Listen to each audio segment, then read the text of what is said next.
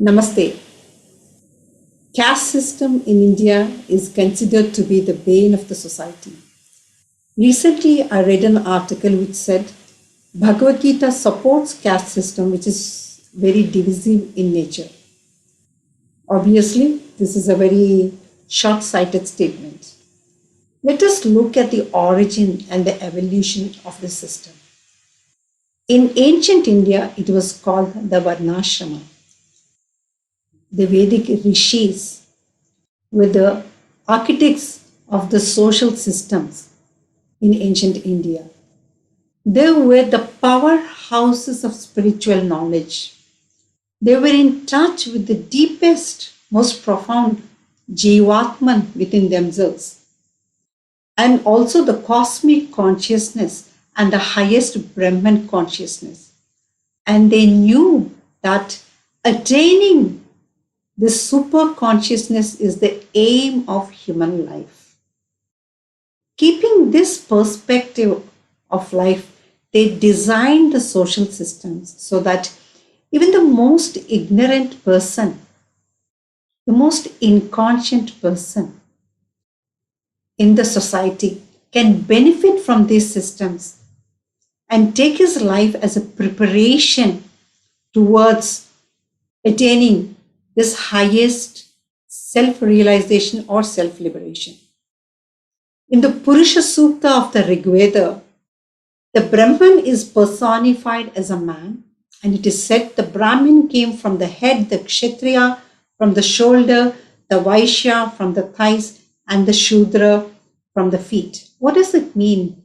Head stands for knowledge, shoulder for strength, power, courage, thighs for regeneration and production, and the feet, which are with down-to-earth labor. These are the four cosmic principles of the Brahman consciousness: knowledge, power, harmony, and perfection in work. Aurobindo says all human beings fall into four types, and each of these types corresponds with each of these cosmic principles. In the Bhagavad Gita, when Sri Krishna says, Chaturvarnam Maya Srushtam, he also says, Guna Karma Vibhagashaha, I created the four varnas, but based on the guna and then the karma. He explains about the Sattva Guna, Rajo Guna, and Tamo Guna. All the human beings are constituted by one or more of these gunas. Generally, one of these gunas is predominant, which becomes the swabhava of that human beings. And based on this guna, he chooses his karma and his varna. Incidentally, varna comes from the Sanskrit root word which means choosing.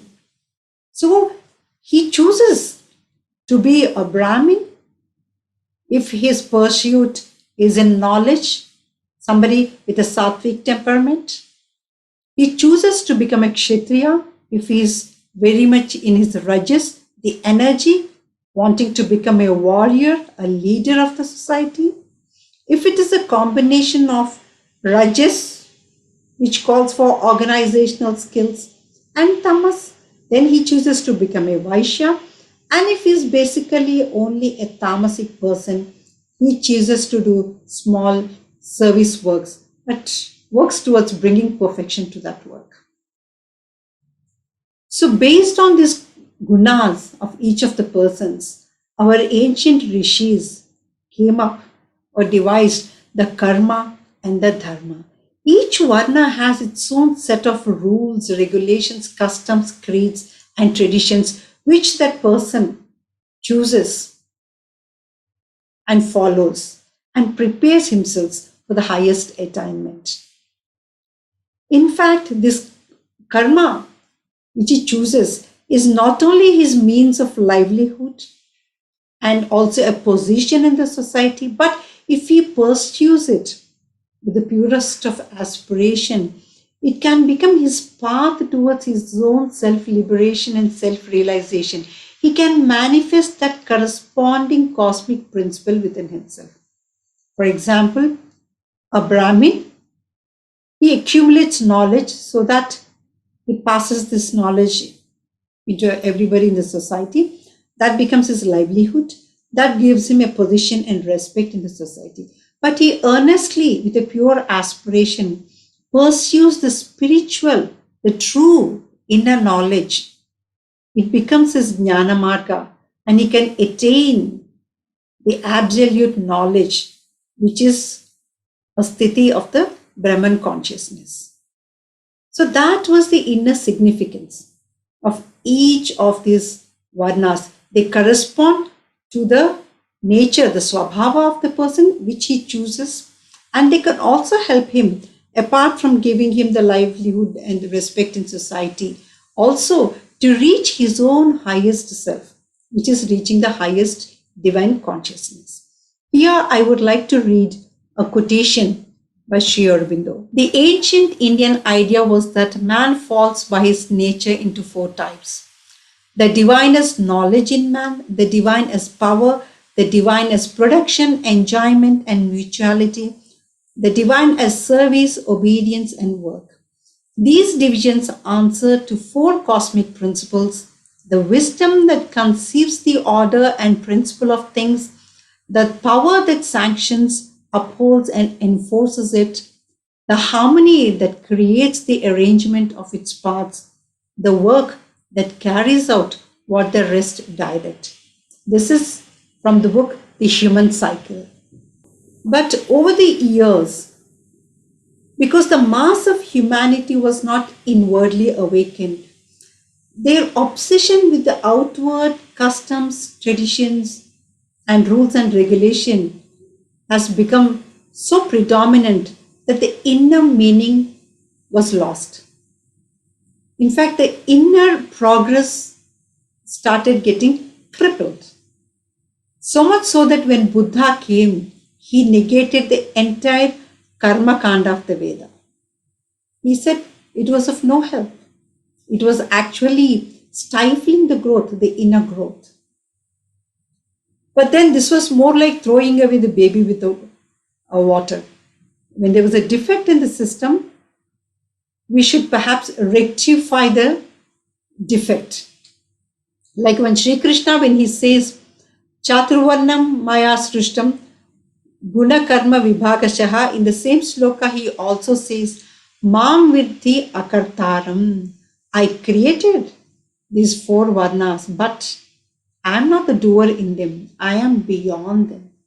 So when we are reaching the Brahman consciousness, the Krishna consciousness, it is beyond these social systems. That means these social systems, either the Varnashrama Dharma or the Gruhastha Dharma, all these systems devised by our ancient rishis were only a preparation. Once the inner Atman, the soul, the spirit within is awakened, and we reach a poise spiritually where we are able to direct all the activities of our life based on this spiritual knowledge, then these systems are not applicable anymore. Now, what is the future of this system? This is where we have to bring in the integral of yoga of Sri Aurobindo. Sri Aurobindo says man is at a level that it is not enough if he follows only the Jnana Marga or the Karma Marga or the Bhakti Marga. There is a Brahmin, a Kshatriya, a Shudra, and a Vaishya in all of us. And each of these principles have to be perfected in each of us.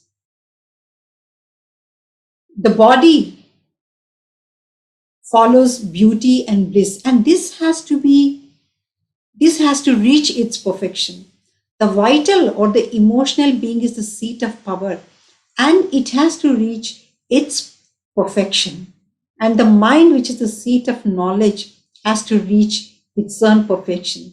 And this happens only we transcend each of these levels, reach the Brahman consciousness, the four cosmic principles, and manifest them.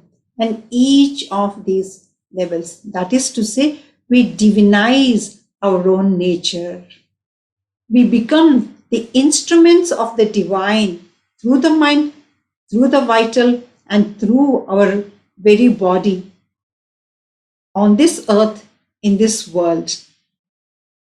So that is the profound significance of the social systems, and Varnashrama is one of them, which was devised by the ancient rishis. Thank you.